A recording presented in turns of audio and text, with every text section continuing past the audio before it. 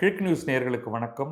நான் பத்ரி சேஷாத்ரி. போர் பதற்றம் காரணமாக உலக நாடுகள் அனைத்துமே பாதிக்கப்பட்டிருக்கின்றன. இந்தியாவும் பாதிக்கப்பட்டிருக்கிறது. மேற்காசியாவில் நடக்கக்கூடிய பிரச்சனை காரணமாக நமக்கு பல்வேறு விதங்களில் பாதிப்பு இருக்கிறது. இது குறித்து விரிவாக நம்முடைய பிரதமர் நரேந்திர மோடி நேற்று மக்களவையில் பேசினார். அதில் அவர் என்னென்னலாம் பேசினார், அது குறித்த ஒரு புரிதல் நமக்கு எப்படி ஏற்பட வேண்டும் அப்படிங்கிறது குறித்து தான் நான் இந்த காணொலியில் அதை பற்றி பேச போகிறேன்.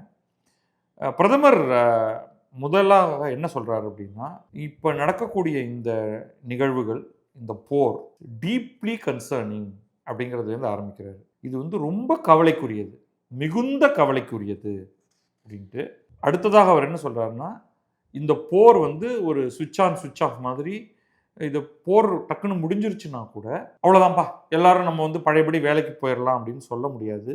ஏன்னா impact of the war is likely to be felt for a long time. நீண்ட காலத்துக்கு, இதுவரைக்கும் நடந்த அழிவே நம்மை நீண்ட காலத்துக்கு பாதிக்கும். அதுதான் இங்கே ரெண்டாவது முக்கியமானது. ஒன்று மிகுந்த கவலைக்குரியது, இரண்டாவது நமக்கு நீண்ட கால பாதிப்பு இருக்கிறது. இதுதான் இதில் அடிப்படை. இப்போ அவர் சொன்ன சில விஷயங்களை பற்றி பார்ப்போம், தனித்தனியாக பார்ப்போம். அவர் முதல்ல கேட்டுக்கிறது நாடாளுமன்றத்தில் பேசும் பொழுது, நம்ம அனைவருமே ஒற்றுமையோடும் ஒரே குரலிலும் இது பற்றி பேச வேண்டும். நமக்கு ஏதாவது கன்சர்ன் இருந்தால் அது ஒற்றை குரலாக இருக்க வேண்டும் அப்படின்னு. என்னென்னலாம் தான் பண்ணியிருக்கேன் இது வரைக்கும் அப்படின்னு ஒரு பெரிய லிஸ்ட் கொடுக்குறாரு. முதல்ல மேற்காசிய நாடுகளின் தலைவர்கள், ஹெட்ஸ் ஆஃப் ஸ்டேட், அந்த நாட்டின் அது ஏதாவது ஒரு ஷேக், எமீர் அல்லது மன்னர், எப்படி வேணாலும் நீங்கள் வச்சுங்க, அவர்களுடன் இவர் ஒவ்வொருவருடனும் தானே தனியாக பேசியிருக்கிறார். அவர் பேசும்பொழுது விரைவில் இதை முடிவுக்கு கொண்டு வரணும், இதை பேச்சுவார்த்தையும் டிப்ளமசியும் தான் இதை தீர்க்க முடியுமே தவிர போர் எந்த விதத்திலும் இதை தீர்க்க முடியாது அப்படின்னு. இதெல்லாம் சம்பிரதாயமான வார்த்தைகள். அவங்க பேசும்பொழுது இதை தான் சொல்லுவாங்க அப்படின்னு நம்ம சொல்ல முடியாது. ஆனால் முதல் விஷயம் என்னென்னா, இவர் அத்தனை பேரிடமும் பேசியிருக்கிறார். அவங்க ஒவ்வொருத்தர்கிட்டையும் இந்த கான்ஃப்ளிக்டை எப்படியாவது குறைங்க அப்படின்ட்டு. பட் அதுக்கு எல்லாத்துக்கும் முக்கியமாக அவர் சொல்கிறது ஹார்முஸ் நீர் இணைப்பு வழியாக கப்பல்கள் போவதற்கு இடையூறு இல்லாமல் இருக்க வேண்டும். கப்பல் போக்குவரத்தை தடுத்து நிறுத்துவது ஏற்றுக்கொள்ள முடியாதது. ஸோ நம்முடைய முதலாவது பிரச்சனை இதுதான். இந்த ஹார்முஸ் நீர் இணைப்பு வழியாக கப்பல்கள் தடைப்படுவது அப்படிங்கிறது தான் நம்முடைய முதல் பெரும் பிரச்சனை. ரெண்டாவது சப்ளை இட் செல்ஃப். முதல்ல அந்த பாதை வழியாக எதுவும் வர முடியாது. ரெண்டாவது வளைகுடா நாடுகள் பல இடங்களில் அவங்க இப்போ கத்தார் எடுத்துக்கிட்டிங்கன்னா, அங்கே இயற்கை எரிவாயு பாட்டிலிங் பண்ணுறதை நிறுத்தி வச்சுருக்காங்க. சவுதி அரேபியா அவங்களுடைய சில எண்ணெய் சுத்திகரிப்பு நிலையங்களை நிறுத்தி வச்சுருக்கு. இங்கெல்லாம் கச்சா எண்ணெயை நிரப்புவதே ஒரு டேஞ்சர். எல்லாரும் வேலையை நிறுத்தி வச்சுருக்காங்க. ஏன்னா ஒரு ட்ரோன், ஒரு ஏவுகணை விழுந்ததுன்னா பத்திட்டு எரிஞ்சு எல்லாமே நாசமாக போயிடும். ஓகே, அப்போ ரெண்டாவது பிரச்சனை என்ன? சப்ளை. இந்த பக்கமாக வர முடியாதுங்க, சரி சுற்றி வாங்க அப்படின்னா ஆயில் யார்கிட்டேருந்து வாங்குறது? கச்சா எண்ணெய், க்ரூட் ஆயில் யார்கிட்டேருந்து வாங்குறது? அப்போ கவர்மெண்ட் என்ன, இவர் பிரதமர் என்ன சொல்கிறாருன்னா, நாங்கள் பல்வேறு நாடுகளில் இருக்கக்கூடிய பல்வேறு சப்ளையர்ஸ்ட்டை பேசிக்கிட்டு இருக்கோம். ஸோ தட் நமக்கு ஆயில் அண்ட் கேஸ் கண்டினியூவஸாக சப்ளை கிடைக்கிறதுக்கு, அதனால ஃபியூவல் ஷார்ட்டேஜ் இல்லாமல் பார்த்துக்கிறதுக்கு என்னென்ன பண்ண முடியுமோ பண்ணுறோம் அப்படின்னு சொல்கிறாரு. இன்னும் டீட்டெயில் கொடுக்க போகிறாரு, அதுக்கு வரேன்னா. அடுத்து ரொம்ப முக்கியமானது, அது இந்தியாவுக்கான ஒரு அட்வான்டேஜ். இந்தியாவில் இருக்கக்கூடிய அனைத்து மின் உற்பத்தி நிலையங்களுக்கும் தேவையான அளவுக்கு நிலக்கரி இருப்பில் இருக்கிறது. ஏன்னா இந்தியாவில் இருக்கக்கூடிய அனல் மின் நிலையங்கள் கிட்டத்தட்ட அனைத்தும் ஏதாவது 1 or 2 ஆட் ஸ்மால் பவர் பிளான்ட்டை தவிர எல்லாமே கரியை எரித்து இயங்குபவை. அதை தவிர அணு மின் நிலையங்கள் இருக்குது, அதை விட்டுருவோம். ஆனால் நம்முடைய அனல் மின் நிலையங்கள் யாவுமே கரியால் இயங்குபவை. அதனால் நம்ம கரியை பொறுத்தவரை நம்முடைய நாட்டிலேயே நமக்கு வேண்டிய அளவுக்கு டெபாசிட்ஸ் இருக்குது. அந்த டெபாசிட்டையும் நம்ம கெப்பாசிட்டியை அதிகப்படுத்திகிட்டு இருக்கோம், கரியை வெட்டி எடுப்பதை. ஸோ இதுதான் நம்முடைய மிகப்பெரிய ஒரு அட்வான்டேஜ். உலகின் பல பாகங்களில், ஐரோப்பாவை நீங்கள் எடுத்துக்கிட்டிங்கன்னா, அவங்க கரியை ஏற்கனவே நிறுத்திட்டாங்க. அவங்க பெரும்பாலும் கேஸ் பவர்டு, அந்த கேஸ் அவர்களுக்கு எங்கேருந்து வருகிறது? ரஷ்யாவிலிருந்து வருகிறது, அமெரிக்காவிலிருந்து வருகிறது, அல்லது வளைகுடா நாடுகளிலிருந்து வருகிறது. இப்போ ரஷ்யாவோட சண்டை நிறுத்திட்டாங்க. கல்ஃபில் ப்ராப்ளம். இப்போ அவங்களுடைய சோர்ஸே ஆட்டம் கண்டிருக்கிறது. ஐரோப்பாவில் பல நாடுகளில் மின் பற்றாக்குறை விரைவில் வரப்போகிறது. இதில் சில பேர் ரொம்ப அந்த கிரீன் அப்படிங்கிற சில கட்சிகள் அங்கே இருக்குது. அவங்க எல்லாம் அணுமின் நிலையங்களுக்கு எதிராகவும் கூப்பாடு போட்டு பல நாடுகளில் அணுமின் நிலையங்களையும் ஆஃப் பண்ணி வச்சிருக்காங்க. அப்போ இது எல்லாம் சேர்ந்து ஐரோப்பிய நாடுகளை தாக்கப் போகின்ற நேரத்தில் இந்தியாவுக்கு கரியை நம்பி இருப்பதால், அதுவும் உள்நாட்டு கரியை வெகுவாக நம்பி இருப்பதால் நமக்கு பிரச்சனை குறைவு. அடுத்து பிரதமர் என்ன சொல்றாருன்னு பாருங்க. ஸ்ட்ராட்டஜிக் பெட்ரோலியம் ரிசர்வ் நம்மிடம் 5.3 மில்லியன் மெட்ரிக் டன் அளவுக்கு பெட்ரோலியம், அதாவது கச்சா எண்ணெய் ரிசர்வில் இருக்கிறது. இப்போ நம்ம பெரிய பெரிய பெரிய நிலத்துக்கு அடியிலான சேகரிப்பு மையங்களில் கச்சா எண்ணெயை கிட்டத்தட்ட 5.3 மில்லியன் மெட்ரிக் டன் அளவுக்கு சேகரித்து வைத்திருக்கிறோம். இதை இன்னும் அதிகமாக இந்த கச்சா எண்ணெய் ரிலீஸும் பண்ணலை. நம்ம இந்த 5.3ங்கிறத 6.5 மில்லியன் மெட்ரிக் டன்னுக்கு அதிகப்படுத்துவது எப்படி அப்படிங்கிறதையும் நம்ம ஒர்க் பண்ணிட்டு இருக்கோம். இதை தவிர நம்முடைய ஆயில் கம்பெனிஸ் இருக்கு இல்லையா, Indian oil, Bharat petroleum, Hindustan petroleum, இதை தவிர எண்ணெய் சுத்திகரிப்பு, தனியார் எண்ணெய் சுத்திகரிப்பு ஆலைகள், ரிலையன்ஸ் போன்றவர்கள், ஷெல் போன்றவர்கள், இவங்க எல்லாருமே இதை தவிர அவங்க ரிசர்வ்ஸ் மெயின்டைன் பண்ணிட்டு இருக்காங்க. அவங்க தொடர்ந்து வாங்கிக்கிட்டும் இருக்காங்க, ரிசர்வ்ஸையும் அவங்க வைத்திருக்காங்க. ஸோ அதை தான் அவங்க இப்போ ப்ராசஸ் பண்ணிட்டு இருக்காங்க. அவங்க நம்முடைய ரிஃபைனிங் கெப்பாசிட்டியையும் கடந்த 11 ஆண்டுகளில் அதிகப்படுத்தி இருக்கிறோம். அவர் 11 ஆண்டுகள்னு சொல்றது அவருடைய ஆட்சி காலத்து. ஸோ ஃபர்ஸ்ட் அவர் என்ன அஷூரன்ஸ் கொடுக்குறாருன்னா, கச்சா எண்ணெயை பொறுத்தவரை நமக்கு நம்ம உள்நாட்டு உற்பத்திங்கிறது ஒன்றுமே கிடையாது என்றாலும் வெளியிலிருந்து வாங்கி சேகரித்து வைத்து கொண்டிருக்கிறோம். எல்லா நாடுகளிலும் பேசி கொண்டிருக்கிறோம். இந்த வளைகுடா நாடுகளை தவிர முடிந்தவரை ஹார்முஸ் நீரிணைப்பு வழியாகவும் கப்பல்கள் வருவதற்கு என்ன செய்யலாம் என்று பேசிக் கொண்டிருக்கிறோம். இதில் சேர்க்காத சில விஷயங்கள், அவர் சொல்லாத சில விஷயங்கள், பல ரஷ்ய கப்பல்கள் எண்ணெயோடு நடுக்கடலில் நின்றவை. யாருக்கு விற்கலாம் அப்படின்னு அவங்க பார்த்துட்டு இருக்கிறவங்க எல்லாரையும் அந்த கப்பல்களில் இருக்கக்கூடிய எண்ணெய்களை நாம் வாங்கியிருக்கிறோம். நார்மலாக அது எக்ஸஸ் ஆயில் இருந்தால் அவங்க கொண்டு போய் சைனாவில் டம்ப் பண்ணுவாங்க. நாம் அவற்றை எல்லாம் திசை திருப்பி நாம் அதை வாங்கி கொண்டிருக்கிறோம் அப்படிங்கிறது. அது ஹார்முஸ் நீரிணைப்பு வழியாக வரணுங்கிறது இல்லை, அது வேறு திசையில் வருது. அது மட்டுமல்லாமல் ஹார்முஸ் நீரிணைப்பு வழியாகவும் ஈரானோடு நாம் வைத்திருக்கக்கூடிய ஓரளவுக்கு நல்ல உறவின் காரணமாக கப்பல்கள் நமக்கு வந்திருக்கின்றன. இதையும் நம்ம சேர்த்துப்போம். அடுத்து பிரதமர் நேரடியாக இன்னொரு ரொம்ப முக்கியமான விஷயத்துக்கு வர்றார். எல்லாருக்கும் இருக்கக்கூடிய பயம் இது. என்ன பயம் அப்படின்னா, உரத்தட்டுப்பாடு ஏற்படுமா? இதுதான் நமக்கு அடுத்த பிரச்சனை. அதை பற்றி அவர் பேசும்போது ரொம்ப தெளிவாக, நாம் இதற்கு தயாராக இருக்கிறோம். ஃபுட் செக்யூரிட்டி, உணவு தன்னிறைவுக்கு நாம் தயாராக இருக்கிறோம். இந்த போரினால் நமக்கு எந்த அபாயமும் எந்த பாதிப்பும் ஏற்படாமல் நாம் பாதுகாப்பாகத்தான் இருக்கிறோம் அப்படின்னு அவர் தெளிவாக சொல்றாரு. விரைவில் கரீஃப் விதைக்கும் பருவம் வந்துவிட போகிறது.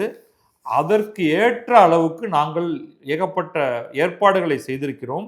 வேண்டிய அளவுக்கு நமக்கு யூரியா மற்ற உரங்கள் கிடைப்பதற்கு எல்லா வழியிலும் வேலைகளை செய்து கொண்டிருக்கிறோம்.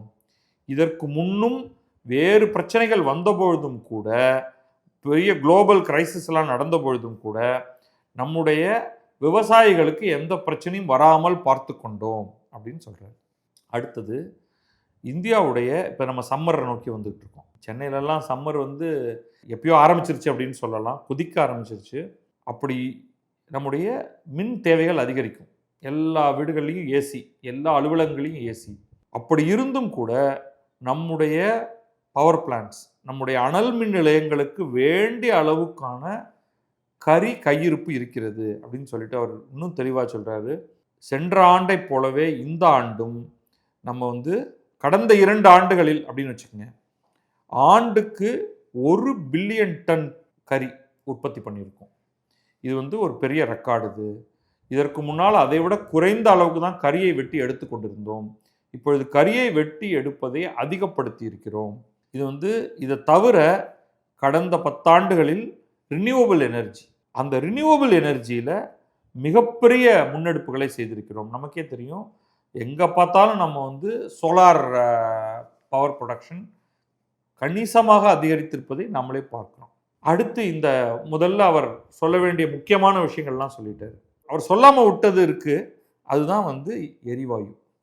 எல்லா விஷயங்கள்லையும் நம்ம ஏதேதோ சொல்யூஷன் சொன்னாலும் எரிவாயுங்கிறது நமக்கு பிரச்சனையாக இருக்குது. ஏன்னா கத்தாரில் தான் நம்ம பெருமளவு எரிவாயு வாங்கிட்டு இருந்தோம். அவங்க வந்து இந்த ராஸ்லஃபான் இண்டஸ்ட்ரியல் சிட்டியை வந்து அவங்க மூடிட்டாங்க. அங்கே தான் வந்து அதிக அளவு எரிவாயு நமக்கு வந்து டேங்கரில் ஏற்றப்பட்டு இந்தியாவுக்கும் வந்து கொண்டு இருந்தது. இப்போ அது போனதுனால இப்போ என்ன பண்ண வேண்டியிருக்குன்னா, நிறைய பெட்ரோலியத்தை லிக்விஃபைடு பெட்ரோலியம் கேஸாக மாற்ற வேண்டியதாக இருக்குது. இப்போ கச்சா எண்ணெயை சுத்திகரிக்கும் பொழுது அதை புரோபேன் பியூட்டேன் மிக்சராக மாற்றி லிக்விஃபைடு பெட்ரோலியம் கேஸாக மாற்றி அதை அடைத்து கொண்டு வந்து தர வேண்டியதாக இருக்குது. இல்லை நமக்கு இயற்கை எரிவாயுவாக வருதுன்னா அதை நம்ம பல்வேறு வேலைகளுக்கு நம்ம அதை பயன்படுத்தி இருக்க முடியும். அது வந்து வண்டிகள் ஓட்டுறதுக்கு பயன்படுத்தலாம். இப்போ கம்ப்ரஸ் நேச்சுரல் கேஸ் அப்படின்னு சொல்கிறோம். ஸோ அந்த சிஎன்ஜி ஆகலாம் பயன்படுத்த இல்லாத கட்டத்தில் நம்ம இந்த பெட்ரோலியத்திலிருந்து இந்த வாயுக்களை உருவாக்கி அதை பிடிச்சி அடைச்சி நம்ம கொடுக்க வேண்டியதான ஒரு தேவை இருக்குது. அப்போ நேச்சுரலி இந்த சப்ளைக்கும் டிமாண்டுக்குமான கேப் அப்படிங்கிறத எளிதில் நம்மளால் வந்து சரி செய்ய முடியல. அதன் காரணமாகத்தான் இன்றைக்கு வந்து நீங்கள் தொலைக்காட்சிகள்லாம் பார்க்குற கேஸ் எப்போ வரும்னு தெரியலைங்க அப்படின்னு எல்லாரும் சொல்லிட்டு இருக்காங்க. ஸோ அந்த இடத்துல நமக்கு பிரச்சனை இருக்க போகிறது. இப்பொழுது மட்டுமல்ல, அடுத்து வரக்கூடிய சில ஆண்டுகளிலும் அது தொடரும் அப்படின்னு தான் தெரியுது. திரும்ப கத்தார் இயற்கை எரிவாயு உற்பத்தியை ஆரம்பித்தால்தான் நமக்கு அது ஒரு விதத்தில் சாதகமாக இருக்கும். அது வரைக்கும் நமக்கு பாதகம் தான். அடுத்து இவர் எதை பார்க்கிறார் அப்படின்னா, இந்தியர்களுடைய உயிர் மீதான பிரச்சனை. ஏன்னா மேற்காசியாவில் எக்கச்சக்கமான இந்தியர்கள், கிட்டத்தட்ட 1 கோடி இந்தியர்கள் அங்கே வேலை செஞ்சுட்டு இருந்தாங்க இந்த பிரச்சனை ஆரம்பிக்கும் பொழுது. அதன் காரணமாக அங்கங்கே விழக்கூடிய ஏதோனும் ஒரு ஏவுகணையாக இருக்கட்டும், அல்லது ட்ரோனாக இருக்கட்டும், அல்லது ஸ்கிராப்னல் எங்கேயோ மேலே வெடித்து சிதறி கீழே விழும்பொழுது ஒரு பெரிய தடியாக ஒரு இது உங்கள் மேலே விழுந்துச்சுன்னா நீங்கள் உங்களுக்கு உயிர் போயிடுது. அப்போ சில இந்தியர்களுடைய உயிர் போயிருக்கிறது அப்படிங்கிறத அவர் ஒப்புக்கொள்கிறார். 1 கோடி இந்தியர்கள் அங்கே வந்து வசித்து கொண்டிருக்கிறார்கள், வேலை செய்து கொண்டிருக்கிறார்கள். ஆனால் அதில் சிலருடைய உயிருக்கு ஆபத்து ஏற்பட்டிருக்கிறது, மிகச் சில பேர். இரண்டாவது வந்து கிட்டத்தட்ட நீங்கள் எந்த கப்பல் எடுத்தாலும், எந்த நாட்டு கப்பலாக இருந்தாலும், இந்திய கப்பல் அப்படின்னே இல்லை, இந்தியாவை சேர்ந்த கப்பல்கள் ஒரு 28லேருந்து 30 ஏதோ அங்கே இருக்குது, அந்த பகுதியில் இருக்குது. ஆனால் அது எந்த நாட்டு கப்பலாக இருந்தாலும் அதில் சில இந்தியர்களாவது வேலை செய்து கொண்டிருக்கிறார்கள். அப்போ அந்த கப்பலுடைய க்ரூ இருக்காங்க இல்லையா, அவர்களுடைய உயிருக்கான ஒரு பாதுகாப்பு. இந்த 1 கோடி சாதாரண எண்ணிக்கை இல்லைங்க, 1 கோடி இந்தியர்கள் வளைகுடா நாடுகளில் இருக்கிறார்கள். இப்போ அதில் வந்து கிட்டத்தட்ட 3.75 லட்சம் இந்தியர்களை அந்த பகுதியிலிருந்து, இன்க்ளூடிங் ஈரானிலிருந்து 1000 பேர், ஒட்டுமொத்தமாக 3.75 லட்சம் பேர், அதில் ஈரானில் இருந்த 1000 பேர், இவர்கள் அத்தனை பேரையும் பத்திரமாக இந்தியாவுக்கு மீட்டு வந்திருக்கிறோம். மீதி பேர்லாம் அங்கேயே இருக்காங்க. இப்போதைக்கு எல்லாருமே அங்கேயே இருக்காங்க. சில உயிர்கள் போயிருக்கின்றன, சில இந்தியர்களுடைய உயிர்கள் போயிருக்கின்றன, சில பேருக்கு காயம் ஏற்பட்டிருக்கிறது அப்படின்னு சொல்லிட்டு பிரைம் மினிஸ்டர் அவர்களுடைய குடும்பத்தவர்களுக்கு வேண்டிய உதவிகளையும் செய்வோம், காயமடைந்தவர்களுக்கும் உதவிகள் செய்வோம் அப்படின்னு சொல்லியிருக்காரு. இதுதான் வந்து இவருடைய முழுமையான பேச்சு. இதில் சில அப்சர்வேஷன்ஸ் மட்டும் சொல்லிடுறேன், லாங் டேர்ம் ஷார்ட் டேர்ம். நிச்சயமாக வந்து அடுத்த சில ஆண்டுகளில், இப்பொழுது போர் நின்றாலே அடுத்த சில ஆண்டுகளில் இந்த எரிபொருள் சப்ளை, அது வந்து கச்சா எண்ணெயாக இருக்கட்டும், இயற்கை எரிவாயுவாக இருக்கட்டும், அதில் பெரிய டிஸ்டர்பன்ஸ் ஏற்பட போகிறது. ஏற்கனவே ஏற்பட்டு விட்டது. அதை உடனடியாக சரி செய்ய இயலாது. கத்தார் போன்ற நாடுகள் என்ன சொல்கிறாங்கன்னா, 3லிருந்து 5 ஆண்டுகள் எடுத்துக்கொள்ளும், எங்களுக்கு ஆண்டுக்கு $20 பில்லியன் மேல் நஷ்டம் ஏற்படும் அப்படின்லாம் அவங்க ரொம்ப தெளிவாக சொல்லிட்டாங்க. ஓகே, அப்போ இங்கே இருக்கக்கூடிய நாடுகள் அனைத்துமே இதில் பயங்கரமாக பாதிக்கப்பட்டிருக்கிறது. ஐக்கிய அரபு அமீரகம் மிக பயங்கரமாக பாதிக்கப்பட்டிருக்கிறது. பஹ்ரைனுக்கெல்லாம் வந்து பலத்த அடி, கத்தாருக்கு பலத்த அடி, சவுதி அரேபியாவுக்கு பலத்த அடி, குவைத்துக்கு அடி, ஓமானுக்கு அடி. இவர்கள் அனைவருமே தங்களை மீள் கட்டமைப்பு செய்து திரும்ப உலக நாடுகளுக்கு தங்களுடைய எண்ணெய் வளங்களை கொடுக்க வேண்டும் என்றால் அதில் எக்கச்சக்கமான சிக்கல் இருக்குது. இதை வந்து நம்ம உணரணும். இதெல்லாம் ஏன் சொல்கிறேன் அப்படிங்கிறத பிறகு வரேன். இதில் சில சப்ளையை வந்து கொஞ்சம் இங்கே அங்கே மாற்ற முடியும். அதுவும் இந்தியா ஒரு மிகப்பெரிய பொருளாதாரமாகவும் பணபலம் படைத்ததாகவும் இருக்கும் காரணத்தினால்தான் இந்தியா ரஷ்யாவிடம் போய் பேச முடியும், அமெரிக்காவிடம் வாங்க முடியும், வேறு சில நாடுகளிடமிருந்து எண்ணெய் வளங்களை பெற முடியும். அப்போ அதில் வந்து யார் யாரெல்லாம் அதில் போட்டி போட போகிறாங்கன்னா அமெரிக்கா, சீனா, இந்தியா. இதில் ஃபார்ச்சுனேட்லி அமெரிக்கா வந்து இன்றைக்கு ஃப்ராக்கிங் அப்படிங்கக்கூடிய ஒரு தொழில்நுட்பம் வந்ததற்கு பிறகு அமெரிக்கா மிகுந்த அதிகமான அளவில் அவங்க வந்து இன்றைக்கு எண்ணெயை உற்பத்தி பண்ண ஆரம்பிச்சிட்டாங்க. அதை தவிர ஒரு ஓவர் நைட் ரெய்டு மூலம் வெனிசுவாலாவை பிடிச்சி கையில் வச்சுக்கிட்டு வெனிசுவாலாவோட எண்ணெய் வளத்தையும் கிட்டத்தட்ட தங்களோட எண்ணெய் வளம் போல இன்றைக்கு கருதுகிறார்கள். இது நாளைக்கு மாறலாம். அப்போ இது எல்லாத்தையும் நீங்கள் கணக்கில் எடுத்து பார்த்தீர்கள் என்றால் அமெரிக்காவை பொறுத்தவரை அவர்களுக்கு எண்ணெய் இல்லாமலெல்லாம் போகாது. ஆனால் அதோடைய ப்ரைஸ் மட்டும் பொதுமக்களை பாதிக்கும். இன்றைக்கு அமெரிக்காவில் ஒரு கேலன் பெட்ரோல் $4 மேலே போயிடுச்சு. அவங்கெல்லாம் வந்து அது $3 கீழே $2.25 அப்படிங்கிற ஒரு கணக்கு வாங்கிட்டு இருந்தவங்க இன்றைக்கு பெட்ரோல் பங்க்கில் அவங்களுக்கு வந்து $4 மேலே அவங்க செலவு பண்ணுறது அந்த நாட்டு மக்களை கடுமையாக பாதிக்கிறது. அதனால் டொனால்ட் ட்ரம்ப்பே ஏதாவது செய்து இந்த விலையை குறைக்க வேண்டும் அப்படின்னு பார்த்துக்கிட்டு இருக்காரு. இது ஒரு பக்கம். இரண்டாவது, உரத்திலிருந்து ஆரம்பித்து மற்ற விஷயங்களை பற்றியெல்லாம் சொன்னோம். நமக்கு வேற ஒரு சிக்கல் இப்போ வரப்போகுது. ரெண்டு விதமாக வரப்போகிறது. அதில் வந்து நெகட்டிவ், பாசிட்டிவ் எல்லாமே பார்த்துருவோம். இப்போ உலக நாடுகளில் முக்கியமாக ஐரோப்பிய நாடுகள் பலவற்றிலும் அமெரிக்காவிலுமே ஒரு ரிசெஷன், பொருளாதாரம் கீழ்நோக்கி போதல் அப்படிங்கிற ஒரு த்ரெட் ஒன்று இருந்துக்கிட்டே இருந்தது. இந்த பெட்ரோலுடைய விலை அதிகரித்தல் அதில் ஒரு பாதிப்பை ஏற்படுத்தலாம். இந்த ரிசெஷனை விரைவுபடுத்தலாம். அந்த நாடுகளில் எல்லாம் ரிசெஷன் வந்தால் நிச்சயமாக அது இந்தியாவின் பல்வேறு துறைகளை பாதிக்கும். இந்தியாவுடைய ஏற்றுமதி துறையை அது வெகுவாக பாதிக்கும். இந்தியாவுடைய ஐடி துறையை அது பாதிக்கும், கணிசமாக பாதிக்கும். ஸோ ஒரு கொஸ்டின் மார்க் இந்த இடத்துல வரப்போகுது. என்ன நடக்கும் அப்படின்னு நமக்கு தெரியல. பெட்ரோலுடைய விலை அதிகமாக இருந்தால், அந்த கச்சா எண்ணெயுடைய விலை அதிகமாக இருந்தால் ஏதோ ஒரு கட்டத்தில் இந்தியா விலையை ஏற்ற வேண்டியிருக்கும். இப்பொழுது வந்து தேர்தல் காரணங்களுக்காக 5 மாநில தேர்தல் நடக்கிறது. இந்த நேரத்தில் பெட்ரோல் விலை ஏற்ற வேண்டாம் என்று டாக்டிக்கலாக ஒருவேளை இந்திய அரசு நடந்து கொண்டிருக்கலாம். இந்த தேர்தல்கள் எல்லாம் முடிந்து போவதற்குள், அதாவது மே 4ஆம் தேதிக்குள், ஏப்ரல் 29ஆம் தேதிக்கு பிறகுன்னு கூட வைத்துக்கொள்வோம், அந்த காலகட்டத்திற்குள் இங்கே ஓரளவுக்கு கச்சா எண்ணெயுடைய விலை மீண்டும் $80-90 ஒரு பேரலுக்கு வந்து விட்டதென்றால் பெரிய மாற்றம் இருக்காது. இல்லாவிட்டால் நிச்சயமாக வேறு வழியின்றி இந்தியா தன்னுடைய பெட்ரோல் டீசல் விலையை ஏற்ற வேண்டியிருக்கும். அப்போ அது நேரடியாக நமக்கு ஒரு இன்ஃப்ளேஷன் ஒன்று கொடுக்கும். இப்போவே இயற்கை எரிவாயு அல்லது லிக்விஃபைடு பெட்ரோலியம் கேஸ் கிடைக்காத காரணத்தினால சமையல் பொருட்களுடைய விலையெல்லாம் ஏறி இருக்கு. நீங்கள் கிராசரி ஸ்டோரில் கிடைக்கிற விலை இல்லை, சமைத்த உணவு. இங்கே நீங்கள் ஹோட்டலில் போய் சாப்பிட்றீங்கன்னா எல்லா உணவின் விலையையும் ஏற்றிருக்காங்க. டீ, காஃபியிலிருந்து பஜ்ஜி, போண்டாலிருந்து தெருவில் விற்கக்கூடிய தின்பண்டங்கள் அனைத்துடைய விலையும் ஏற்றி இருக்கிறார்கள். அதை நம்ம பார்க்குறோம். இது திரும்ப வந்து எல்லா விஷயங்களும் சரியானதுக்கு பிறகு கீழே போகுமா அப்படின்னு நமக்கு தெரியல. இப்படி தான் இன்ஃப்ளேஷன் அப்படிங்கிறது ஏற்படுது. இப்போ கல்ஃபில் வந்து பல டெம்பரரி ஒர்க்கர்ஸ் இருப்பாங்க. அந்த டெம்பரரி ஒர்க்கர்ஸ்க்கெல்லாம் இப்பொழுதைக்கு அவர்களெல்லாம் பார்த்து கொள்கிறார்கள். ஆனால் அவர்களுக்கு தொடர்ந்து சம்பளம் கொடுக்க முடியாது. ஏன்னா வேலையே நடக்கலை ஒன்றுமே.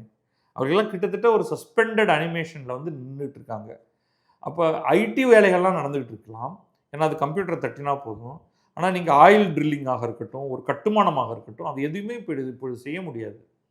அப்போ ஏதோ ஒரு கட்டத்தில் வந்து அவர்களுக்கு வர வேண்டிய பணம் குறையும். அவர்கள் செய்யக்கூடிய அந்த ரெமிட்டன்ஸ் இருக்கு இல்லையா, அந்த ரெமிட்டன்ஸ் எக்கானமி அடிபடும். இது ஞாபகத்தில் வச்சுக்கணும். ஆனால் இது இந்த போர் நின்று போய்விட்டது என்றால் பெருமளவுக்கு மறு கட்டுமானங்களை செய்ய வேண்டியிருக்கும். அப்போ இந்தியாவிலிருந்து எக்கச்சக்கமான பேருக்கு இன்னும் அதிகமான வேலைவாய்ப்புகள் கிடைக்கும். அப்போ ரெமிட்டன்ஸ் எக்கானமி அதிகமாகும். ஸோ இதில் வந்து போத் டவுனும் இருக்குது. பட் இந்த போர் நின்று விட்டது என்றால் ஒரு பெரிய அப்சைடு இருக்குது. இப்போ இந்தியாவுடைய நேரடியான பொருளாதாரம், இந்தியாவுடைய உற்பத்தி சார்ந்த பொருளாதாரத்தை எடுத்துக்கிட்டிங்கன்னா அது எந்த விதத்திலும் குறைய போகிறதில்லை. அதனால் இந்தியாவுக்கும் சீனாவுக்கும் ஒரு அட்வான்டேஜ்.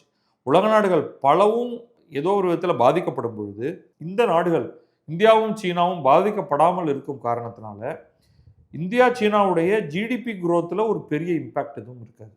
ஆனால் உலக நாடுகள் எல்லாம் ரிசெஷனில் இருக்கும் பொழுது நீங்கள் மட்டும் உயர்ந்து போயிட முடியாது, அது எளிதல்ல. அதனால் நம்ம பொறுத்த வரைக்கும் உலக நாடுகளில் ரிசெஷன் வராமல் இருப்பதற்கு நம்ம ஒன்றும் பண்ண முடியாது. வேண்டிக் கொள்ளலாம், அவ்வளோதான்.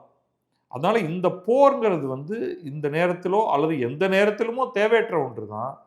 பட் இதில் சில விஷயங்கள் எல்லாம் வந்து ஏன் நடக்குது அப்படிங்கிறதெல்லாம் நம்ம அவ்வளவு தெளிவாக நம்முடைய கட்டுக்குள் வைத்திருக்க முடியாது. ஸோ பொதுவாக ஒரு சில விஷயங்களை மட்டும் பார்த்தோம். இப்போ ஒன்றே ஒன்று முக்கியமாக பார்த்துறோம். ஏன்னா இப்பொழுது தேர்தல் நேரம் இல்லையா?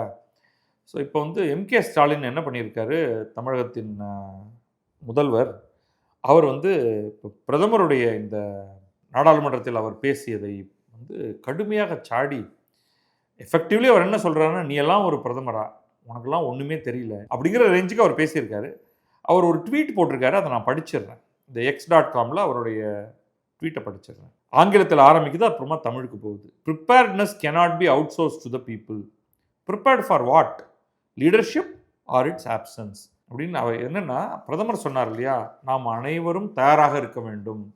நமக்கு சில சிக்கல்கள் எழும். Country should be prepared. இதுதான் நரேந்திர மோடி சொன்னது. அண்ட் யுனைடெட், ஒற்றுமையாக இருக்க வேண்டும், தயாராக இருக்க வேண்டும். இவர் கேட்குறாரு, என்னத்துக்கு தயாராக இருக்கணும்? தயாராக இருப்பது என்பது ஒரு அரசு செய்ய வேண்டிய வேலை. அதை போய் நீங்கள் மக்கள் தலையில் கட்டுகிறீர்கள். எதற்கு தயாராக இருக்க வேண்டும்? தலைமைத்துவத்துக்கா அல்லது அது இல்லாத தலைமைத்துவம் இல்லாமல் இருப்பதற்கா அப்படின்னு கேட்டுட்டு அப்புறமா தமிழில் வர்றாரு. மாண்புமிகு பிரதமர் அவர்களே, தயாராக இருக்க வேண்டியது ஒன்றிய அரசா நாட்டு மக்களா? என்னங்க கேள்வி? ஒன்றிய அரசு தயாராக இருக்கணும், மக்களும் தயாராக இருக்கணும். நாம கத்தாரை நம்பி கேஸ் வாங்கிட்டு இருக்கோம்னா அதற்கான மாற்று ஏற்பாடுகளை ஜஸ்ட் லைக் தட் பட்டனை தட்டி செய்ய முடியாது. உங்களுக்கு கத்தார் கேஸ் நிறுத்திருச்சு, ஹார்முஸ் நீரிணைப்பில் வழியாக கப்பல்கள் வருவது நின்றுவிட்டது. நம்ம கச்சா எண்ணெயை சேர்த்து வைப்பது போல கேஸை சேர்த்து வைக்க முடியாது. அதன் காரணமாக நமக்கு சிக்கல் வருது. இப்போ உடனே சீனாக்காரன் என்ன பண்ணுறான் அப்படின்னு போய் கேளுங்க. சீனாக்காரன் என்ன பண்ணுறான்னா, அவன் எலக்ட்ரிக் அடுப்பு வச்சுக்கிட்டு இருக்கான். எல்லாரும் நம்ம கதறோம் இங்கே எலக்ட்ரிக் அடுப்புன்னு. அதெல்லாம் கிடையாது, நாங்கள் கேஸில் தான் சமைப்போம், எனக்கு அதையே கொண்டு வா என்றால் நாம தான் மாறிக்க வேண்டியிருக்கோம். அடுத்து சொல்கிறாரு பாருங்க, கோவிட்-19க்கு தயாரானது போல வெஸ்ட் ஏஷியா வாரின் பாதிப்புகளுக்கும் தயாராக இருக்க வேண்டும் என்கிறார் மாண்புமிகு பிரதமர். போர்ச்சூழல் தீவிரமடைந்த உடனேயே அதன் தாக்கங்களை உணர்ந்து, இன்னும் கூட தாக்கங்கள் என்னங்கிறத உணர்றதுக்கு நம்ம யாராலையுமே முடியாம இருக்கும் பொழுது, அனைத்து பயன்பாடுகளுக்குமான சிலிண்டர்கள் தடையின்றி கிடைப்பதை உறுதி செய்ய வேண்டும். இதெல்லாம் அவருடைய கோரிக்கைகள். இதுக்கெல்லாம் வருவோம் நம்ம திருப்பி. சிலிண்டர்கள் தடையின்றி கிடைப்பதை உறுதி செய்ய வேண்டும். வளைகுடா நாடுகளில் சிக்கியுள்ள தமிழர்களை மீட்க வேண்டும். பிரதமர் வந்து இந்தியாவுக்கு மொத்தத்துக்கும் பிரதமர் 1 கோடி பேரை காப்பாற்றணும். அவர் மின் நிலையங்களுக்கான எரிவாயு விநியோக அளவு கட்டுப்பாடுகளை மாற்றி அமைக்க வேண்டும் என தங்களுக்கு கடிதம் எழுதினேன். இவர் கடிதம் எழுதிட்டாரு. அவர் வந்து ஒன்றுத்துக்கும் லாயக்கு இல்லாதவர், அவர் ஒன்றுமே செய்யலை. எப்படி சிலிண்டர்கள் தடையின்றி கிடைப்பதை உறுதி செய்ய வேண்டும்? உங்களுக்கு வந்து நோபல் பரிசு வாங்கியவர்களெல்லாம் உங்களுடைய குழுவில் இருக்காங்க, அவங்கள்ட்ட போய் கேட்டு ஒரு லிஸ்ட் வாங்கிட்டு வாங்க. அந்த சிலிண்டர்கள் தடையின்றி கிடைப்பதை எப்படி உறுதி செய்வது? நீங்கள் ஒரு கையேடு கொடுங்க. ஏன்னா நரேந்திர மோடிக்கு ஒன்றும் தெரியாது, மத்திய அரசில் இருக்கிற அதிகாரிகளுக்கு ஒன்றும் தெரியாது. அதனால நீங்களே அந்த லிஸ்டையும் கொடுத்துருங்க, உங்களே அடுத்த பிரதமர் ஆக்கிடணும். வளைகுடா நாடுகளில் சிக்கியுள்ள தமிழர்களை மீட்க வேண்டும் அப்படின்னா என்ன அர்த்தம்? இங்கேருந்து வந்து கப்பல்களையும் விமானங்களையும் அனுப்பி அவர்களெல்லாம் தூக்கிட்டு வருவீங்களா? அவன் அங்கங்கே ஏவுகணை விட்டுட்டு இருக்கான், ட்ரோன் விட்டுட்டு இருக்கான். அங்கிருந்து வெளியே வர வேண்டும் என்பவர்கள் அவர்கள் சொந்த காசை போட்டு அவங்க வராங்க. அதுக்கு எல்லாத்துக்கும் ஏற்பாடுகள் பண்ணப்பட்டிருக்கு. நீ அவர்களை மீட்க வேண்டும். இப்போ யாராவது உங்கள்கிட்ட வந்து ஐயா எங்களை வந்து மீட்டு கொடுங்க, உங்களை விட்டா எங்களுக்கு யார் இருக்கா அப்படின்னு சொன்னாங்களா? எரிவாயு சிலிண்டர்களை எப்படி நீங்கள் சரிப்படுத்துவீங்கன்னு நீங்கள் ஒரு நோட் ஒன்று கொடுங்க. நிலைமையின் தீவிரத்தை ஒன்றிய ஆட்சியாளர்களுக்கு உணர்த்த எதிர்க்கட்சிகள் நாடாளுமன்ற வளாகத்தில் போராட்டம் நடத்தினர். அவ்வளோதான் நீங்கள் பண்ண முடியும். போராட்டம் கையில் வந்து கொடி பிடிச்சிக்கிட்டு நிலைமையை சரிப்படுத்து, நிலைமையை சரிப்படுத்து, நிலைமையை சரிப்படுத்து அப்படின்னு கத்துவீங்க.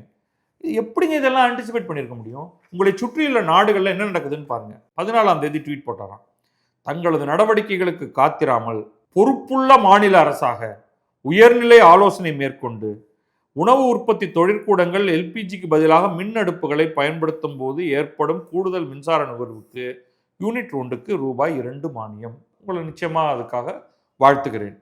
இந்த எல்பிஜிக்கு பதிலாக மின் அடுப்புகளை பயன்படுத்தும் போது அப்படின்னா முதல்ல இதை பற்றி பேசுகிறவங்களுக்கு உங்கள் கட்சிக்காரங்கள்லாம் என்ன சொன்னாங்க அப்படிங்கிறத கவனிங்க. அப்புறமா எம்எஸ்எம்இ நிறுவனங்கள் மின் அடுப்புகள் மின் சுழற்சிகள் கொள்முதல் செய்வதற்கு மானியத்துடன் கூடிய கடன். நல்ல விஷயம். இது வந்து ஒரு விஷயத்தை தான் அட்ரஸ் பண்ணுது. பட் இன் ரியாலிட்டி நீங்கள் வந்து கன்னியாகுமரியிலிருந்து ஆரம்பித்து சென்னை வரை கோயம்புத்தூர்லேருந்து ஆரம்பித்து கடலூர் டெல்டா வரை எத்தனை மின் அடுப்புகள் பயன்பாட்டுக்கு வந்திருக்கின்றன இந்த கிரைசிஸ்னால அப்படின்னு உங்களால் சொல்ல முடியுமா? எவ்வளவு புதிதாக விற்பனை ஆகியிருக்கின்றன? இதற்காக ஒரு கேம்பெயின் நீங்கள் பண்ணீங்களா? உங்களால் பண்ணியிருக்க முடியும். நீங்கள் பண்ணீங்களா? எல்லா இடத்துக்கும் கடை கடையாக போய் இனிமேல் நீங்கள் இதை பயன்படுத்துங்கள் அப்படின்னு நீங்கள் சொன்னீங்களா? இன்னும் அவங்க விறகடுப்புக்கு போகிறோம், எங்களுக்கு கேஸ் சிலிண்டர் தான் அப்படின்னு கேட்டுக்கிட்டு இருக்காங்க. உணவகங்கள் மூடப்படும் வேளையில் விவசாயிகளின் வாழ்வாதாரத்தினை கருத்தில் கொண்டு காய்கறிகள் மற்றும் பழங்களை 194 உழவர் சந்தைகளில் எவ்வித கட்டுப்பாடும் இல்லாமல் அவர்கள் விற்பனை செய்து கொள்ள அனுமதி. முதல்ல இந்த கட்டுப்பாடுங்கிறது ஏன் இருக்கணும்? நீங்க உங்களுடைய ஏபிஎம்சி எல்லாத்தையும் ரிவ்யூ பண்ணுங்க. எதுக்கு கட்டுப்பாடு? இந்த கட்டுப்பாடுகளை எல்லாம் நீக்குவதற்காகத்தான், இந்த விவசாயத்தை சீர்திருத்துவதற்காக சில மசோதாக்களை மத்திய அரசு கொண்டு வந்து அதை சட்டமாக இயற்றியது. அந்த சட்டத்தை ஒழிக்க வேண்டும் என்று பாடுபட்டவர் நீங்கள். இந்த மாதிரி உள்ளிட்ட அறிவிப்புகளை எரிவாயு தட்டுப்பாட்டை எதிர்கொள்ள அறிவித்தோம். எரிவாயு தட்டுப்பாட்டை எதிர்கொள்ள நீங்க இந்த மெஷர்ஸ் பண்ணிட்டீங்களே, இனிமே எரிவாயு தட்டுப்பாடே இருக்கக்கூடாது. அப்படியா இருக்கு நிலைமை? நீங்க என்னதான் பண்ணாலும் எரிவாயு வேண்டும். அந்த எரிவாயுவை கத்தாரில் இருந்தோ மற்ற நாடுகளில் இருந்தோ கொண்டு வர வேண்டும். ஜஸ்ட் லைக் தட் அதை மாற்ற முடியாது. கத்தாரில் யாராவது குண்டு போடுவாங்கன்ட்டு உட்காந்து எக்ஸ்பெக்ட் பண்ணியிருந்திருக்க முடியுமா? இது எதுவுமே பண்ண முடியாது அல்லவா? மக்கள் நலனை காக்க ஒன்றிய அரசு என்ன செய்ய போகிறது என்று கேட்டேன். பதில் இல்லை. உங்களை என்ன பதில்ங்க சொல்றது? இப்பதான் விரிவா ஒரு பதில் சொல்லியிருக்காருல்ல. இது 15ஆம் தேதி. நீங்க தினம் ட்வீட் போடுறீங்க. தொலைநோக்கு முன்னெச்சரிக்கையும் இன்றி செயல்படும் ஒன்றிய பாஜக அரசை கண்டித்து தமிழ்நாடு எங்கும் மதச்சார்பற்ற முற்போக்கு கூட்டணியினர் ஆர்ப்பாட்டம் நடத்தினோம். திருப்பி அவ்வளவுதான். தெருவில் கொடி பிடிச்சிட்டு போறீங்க. இத்தனைக்கும் பிறகும் மக்கள் தயாராக இருக்க வேண்டும்னா ஐயா நீங்களும் அதான் ஏன் சொல்றீங்க? சில விஷயங்கள் எல்லாம் சால்வே பண்ண முடியாது. அடுத்த 5 ஆண்டுகளுக்கும் சால்வ் பண்ண முடியாது. அவர் சால்வ் பண்ணக்கூடிய சில விஷயங்களை மட்டும்தான் தொடர்றாரு. அவர் எப்படியாவது பெட்ரோல் டீசல் எல்லாருக்கும் கிடைப்பதற்கு ஃபோக்கஸ் பண்றாரு. அடுத்து எல்பிஜி ப்ரொடக்ஷன் அதிகப்படுத்தியிருக்காரு. அதிகப்படுத்தினாலும் 100% முன்னிருந்த அளவுக்கு இப்பொழுது கொடுக்க முடியுமாங்கிறது சந்தேகம்தான். உரம் தட்டுப்பாடு இல்லாமல் கிடைப்பதற்கான முன்னெச்சரிக்கை நடவடிக்கைகளை எடுத்திருக்காரு. இதற்கு மேலே என்ன பண்ண முடியும்னு நினைக்கிறீங்க? நீங்கள் உண்மையிலேயே ஒரு ட்ரிப்பு பாகிஸ்தான், பங்களாதேஷ், இலங்கை, வேண்டுமானால் ஆப்கானிஸ்தானுக்கும் போங்க.